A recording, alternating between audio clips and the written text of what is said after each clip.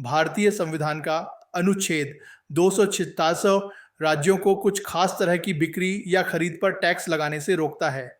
इसे आसान भाषा में ऐसे समझ सकते हैं। राज्यों की टैक्स लगाने की शक्ति पर रोक। यह अनुच्छेद राज्यों को उन चीजों की बिक्री या खरीद पर टैक्स लगाने से मना करता है जो राज्य के बाहर होती है।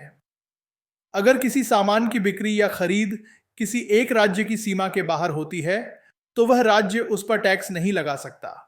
उदाहरण के लिए, अगर उत्तर प्रदेश का कोई व्यापारी महाराष्ट्र में सामान बेचता है तो उत्तर प्रदेश सरकार उस बिक्री पर टैक्स नहीं लगा सकती।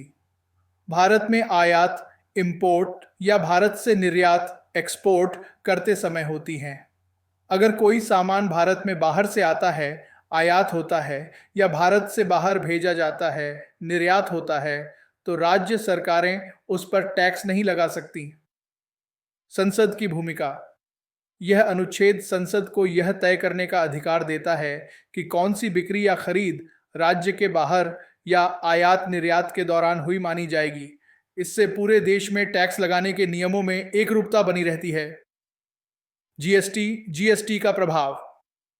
जीएसटी वस्तु एवं सेवा कर लागू होने के बाद अनुच्छेद 286 में कुछ बदलाव किए गए हैं।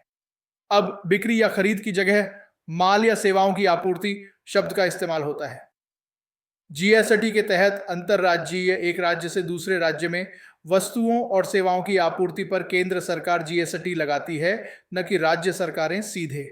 फिर भी अनुच्छेद 286 अभी भी राज्यों की टैक्स लगाने की शक्तियों को नियंत्रित करने में महत्वपूर्ण भूमिका निभाता है। संक्षेप में, अनुच्छेद 276 यह सुनिश्चित करता है कि राज्यों के बीच और अंतर्राष्ट्रीय व्यापार में वस्तुओं और सेवाओं पर टैक्स लगाने में कोई टकराव न हो और व्यापार सुचारू रूप से चलता रहे।